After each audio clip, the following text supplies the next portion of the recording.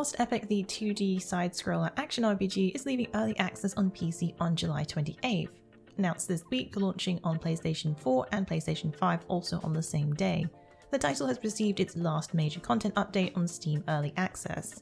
Players can dive into Lost Epic to become the Godslayer and defend humanity against the vengeful deities, face mighty bosses in 6 different worlds, and summon allies to aid you. Those who want to take advantage of the early access discount on PC can pick up Lost Epic today. After which, on July 28th, the game will fully launch. In the last update, players received access to the Dark Abyss, Cecilia, and the Ruling King.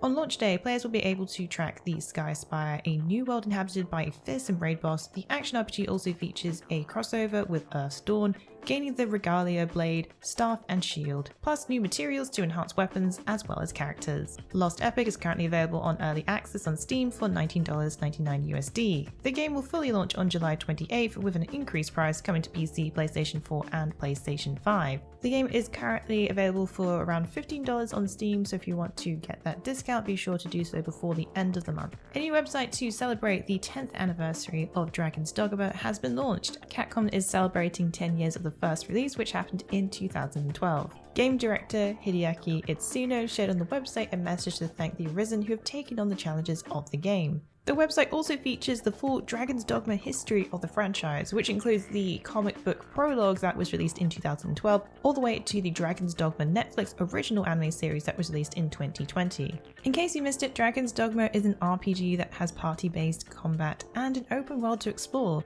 The game has a ton of customization when it comes to your own character, as well as options to customize pawns.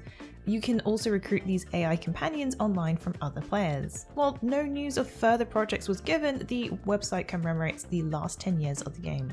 If you're diving into Dragon's Dogma, whether it's the first time or the 100th time, be sure to drop by our Dragon's Dogma wiki for all your Arisen needs. Developer Iron Oak Games and Curve Games have announced for The King 2, the sequel to the turn-based roguelite released in 2018. The Steam page teases players will go against the fanatical Queensguard, risking the threat of treason to bring the possible end to the Queen's terrible reign. In case you missed it, For the King is a party-based RPG dungeon crawler that brings turn-based combat, strategy, and roguelite features. Gameplay focuses on a unique slot system for attacks and unique abilities. For the King 2 sets to bring everything you loved about the first game, but now you'll be able to party up with up to 4 players in co-op. A number of new biomes will be available to explore, all in an updated art style and accompanied by a brand new soundtrack. What's new in the sequel is that there will be more of a focus on strategic decision-making, classes, armor, and weapon customization. For the King will be coming to PC via Steam in 2023. Monster Hunter Sunbreak has revealed multiple Silkbind attacks and switch skills for a number of weapons in the run-up to the release of the expansion in June. Combat is about to get a lot more exciting in Monster Hunter Rise's upcoming expansion Sunbreak. The expansion is planned to release on June 30th, 2022 for PC and Switch. Sunbreak promises to enhance the excellent gameplay of Monster Hunter Rise by introducing new locations and monsters, among other things. More importantly, the expansion will introduce 1 new switch skill and 1 new Silkbind attack per weapon type. This, along with the ability to set multiple switch skill loadouts, should make combat more enjoyable and give players multiple options to deal with monsters on the fly. Such new moves include the Surge/Combo for the Greatsword. This offensive move lets hunters deliver 3 consecutive massive overhead swings. Sword and Shield adds more skills to do damage or to make enemies flinch more with the Twin Blade combo, a 1-2 punch attack that combines 2 sword strikes. Destroyer Oil, on the other hand, is the newest Silkbind skill that makes your wirebugs coat your blade with a special ointment. This causes large monsters to stagger more frequently, allowing you to get more hits in. The quick and ranged longsword's new abilities make heavy use of the Spirit Gauge mechanic, while the Hunting Horn gains a swing combo, letting hunters get in some consecutive hits. These are just a few of the new changes coming with Monster Hunter Rise Sunbreak. You can check out more over on Fextralife and visit our Monster Hunter Rise wiki for all the latest. Towards the end of last year, a Marvel-based MMORPG was revealed being developed by DC Universe Online developer Daybreak Games. However, it was announced this week by the parent company Ened Global 7 that the Marvel game will no longer be worked on. The company released a short statement explaining due to the re-evaluation of the development of the risk profile, they will no longer be moving forward with the game and will prioritize focusing on alternative long-term projects. Originally, the investment plan was over 50 million USD to go into the project over the next few years. However, these funds will now be allocated to other projects. This includes upgrades for the Lord of the Rings Online and DC Universe Online. The focus will also be put on its first-party original IPs. In this week, the Elder Scrolls Online High Isle expansion got a further look into the patrons for the upcoming in-game tabletop card game Tales of Tribute. In case you missed it, the new expansion, which drops next month, will be adding a collectible card minigame Tales of Tribute, which lets players play cards against NPCs and other players. This week, ZeniMax introduced 4 of the patrons of the game, which represent the different decks of cards, sharing how each of them work.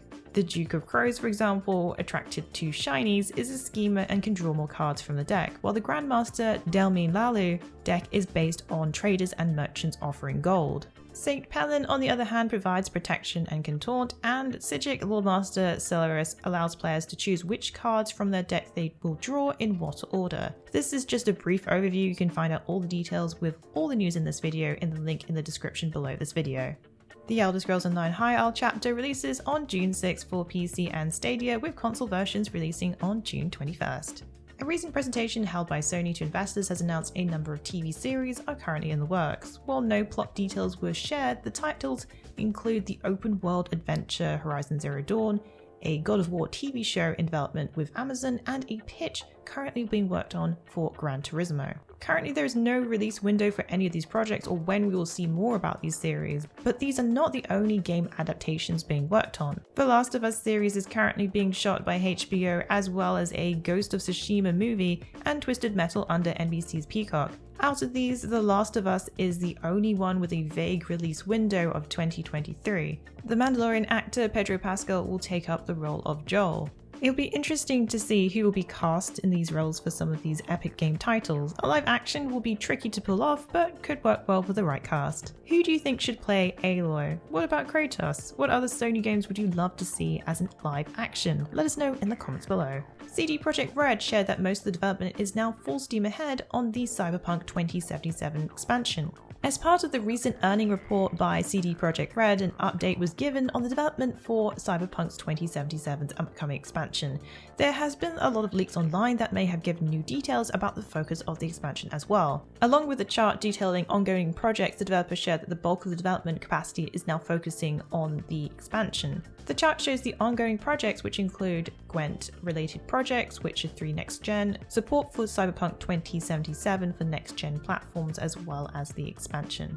Recently, it was announced that the Witcher 3 Next Gen version will be released sometime this year in Q4. With the release of Cyberpunk 2077 next-gen versions, the focus has now slowly shifted away to other projects and the promised expansion, with April 2022 showing the majority of efforts on this project.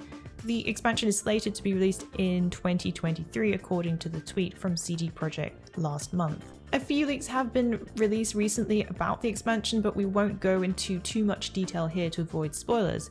But there are some interesting details that have been lifted from data mining the game. Files were shared on a subreddit which have since then been deleted, which gave details of a character, dialogue, references, and a region. Whether these leaks are substantial is a little hard to tell, of course, but take this with a grain of salt as nothing is confirmed. Well, that's it for the week in the wikis. Please join us again next week for yet another great week of gaming. Remember to check out our VIP program for some exclusive supporter benefits. And budding writers should take advantage of our Become an Author initiative. Thanks again for being part of this great community. Keep checking in with us with news, reviews, YouTube streams and vids, and general wiki goodness.